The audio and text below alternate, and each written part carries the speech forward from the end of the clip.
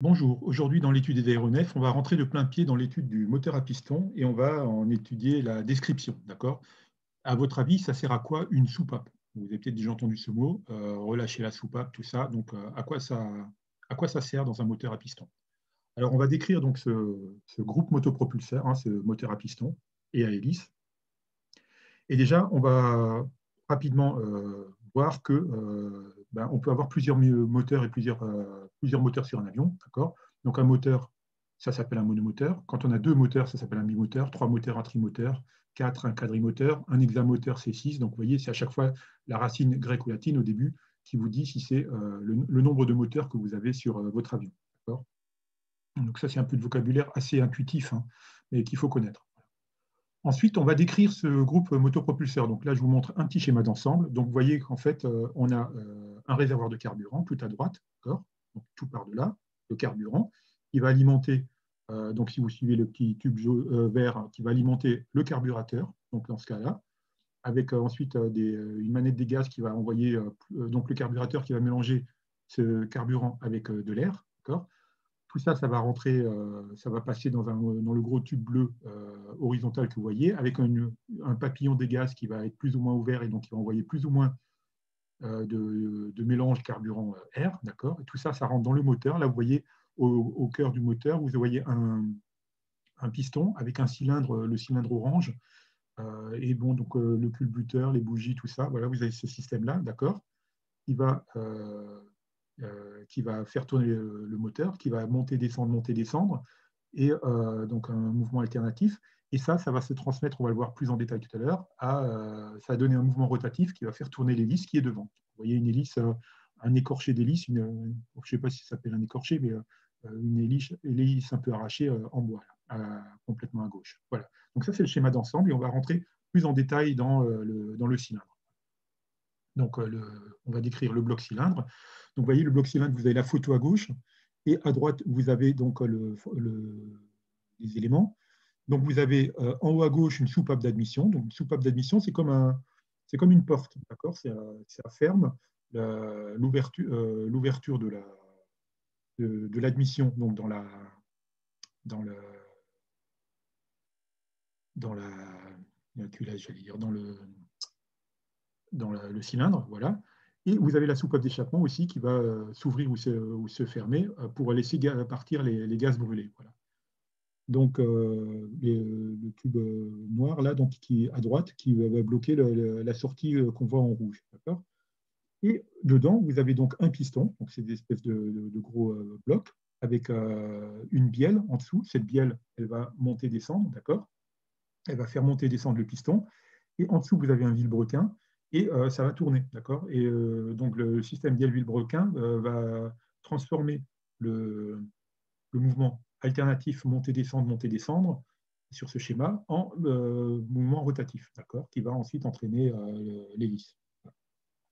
Alors, on a plusieurs types de montage de cylindres qui est possible, d'accord. Donc là, vous voyez donc le principe donc de gauche à droite. Vous voyez déjà à gauche, vous n'avez qu'un seul cylindre, et vous voyez le principe de la rotation en dessous et du mouvement alternatif. Donc vous imaginez que ça tourne en bas, d'accord, et ça va monter, descendre. Donc vous en avez un qui monte et descend, et à côté l'autre qui descend et qui monte avec le flux qui est inversé, enfin la culasse qui est inversée. Vous pouvez l'avoir en V, c'est-à-dire avoir le même vilebrequin, mais qui est entraîné par deux bielles et relié à deux pistons. Donc là, vous l'avez en V. Vous voyez, d'accord? C'est le suivant, quand on part de gauche à droite. Après, vous pouvez avoir des cylindres à plat, donc toujours un seul vilebrequin avec deux bielles et en opposition. Et enfin, vous avez en étoile, vous avez un vilebrequin qui va tourner et qui va entraîner plusieurs pistons qui sont en étoile, dans des fûts qui sont disposés en étoile. Donc ça fait un bruit assez caractéristique de moteur, hein. Les moteurs en étoile, c'est assez mélodieux, c'est assez caractéristique. Voilà. Alors, voyons voir ce que ça peut nous donner comme question à l'examen. Donc, dans un moteur à explosion, l'ensemble bielle-vilebrequin sert à limiter la course du cylindre, transmet le mouvement des soupapes aux bielles, transmet le mouvement alternatif des pistons au cylindre, transforme le mouvement alternatif des pistons en mouvement de rotation du vilebrequin. Alors, appuyez sur pause si vous voulez vous laisser le temps de la réflexion. Donc, c'est évidemment la réponse D, d'accord? C'est pas les soupapes. Les soupapes, c'est le culbuteur donc ça limite pas la course du cylindre. Le cylindre, il bouge pas. D'accord? C'est le cylindre, c'est l'emballage. C'est le piston qui bouge dans le cylindre. Ça, c'est donc la réponse A ne va pas. La réponse B ne va pas non plus. Pourquoi? Parce que les soupapes, c'est le culbuteur donc je ne vous en ai pas parlé, vous n'avez pas besoin de connaître ce détail-là, qui va régler les ouvertures et fermetures des soupapes. Et en aucun cas, c'est l'ensemble bielle-vilebrequin. C'est donc le mouvement alternatif des pistons n'est pas transféré au cylindre. Le cylindre ne bouge pas, comme je disais tout à l'heure. C'est le piston qui est à l'intérieur du cylindre qui bouge. Et donc, c'est la réponse D, c'est le mouvement alternatif des pistons qui, en mouvement, donc alternatif, hein, qui va se transformer en mouvement rotatif du vilebrequin. Il va tourner et ensuite l'hélice va tourner. Question numéro 2, tombée en 2018, question d'anglais. A piston is a technical term which refers to a turbine engine component, an electrical device, a navigational instrument, a reciprocating engine component. Je vous laisse réfléchir. Voilà. Donc ça, on ne l'a pas vu dans la diapo précédente, d'accord, mais c'est assez logique. Donc une fois qu'on sait de quoi on parle, on élimine déjà le système, l'instrument, l'outil électrique, hein, le B. On vire aussi l'instrument de navigation, le C, d'accord, parce qu'on parle des moteurs. Et là, on n'est pas dans les turbines, on est dans les donc reciprocating. On peut imaginer que c'est alternatif, réciproque. Ça monte et réciproquement, ça descend, d'accord. Reciprocating engine component. Donc c'est la réponse D. Enfin, un hexamoteur, c'est un avion propulsé par un moteur à hélice et dont la sustentation est assurée par une hélice. Est assurée une hélice. Alors parfois, il manque des mots, hein, mais c'est pas ça manque des mots.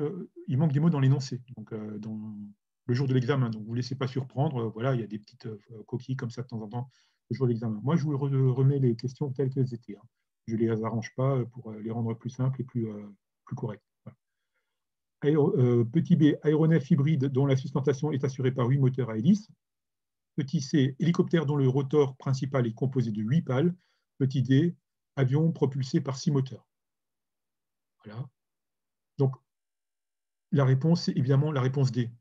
Alors, la réponse D, parce qu'on parle de moteur, évidemment, qu'on n'est pas dans les autres, mais en plus, c'est 6. Comment on fait pour retenir que hexa, c'est 6? Hexa, c'est l'hexagone, par exemple. L'hexagone, la France a une forme d'hexagone, hein, avec une pointe en haut, une pointe en bas, 2 pointes à gauche, 2 pointes à droite, d'accord? Ça fait un hexagone. Donc, on peut retenir comme ça, hexa. Et avec 8 pales, 8 moteurs d'hélice, 8 quelque chose, ça aurait été octo quelque chose, et pas hexa. Voilà. Donc là, fermez les yeux, essayez de vous rappeler quand même ce qu'on vient de voir. Donc, le système de Biel, les soupapes, qu'est-ce que c'est? Le Biel-Vilebrequin, à quoi ça sert? Voilà, vous remettez ça en tête. Voilà, comme ça, vous mémoriserez mieux et ça restera plus longtemps dans votre tête et vous aurez moins à réviser après pour le BIA. Voilà.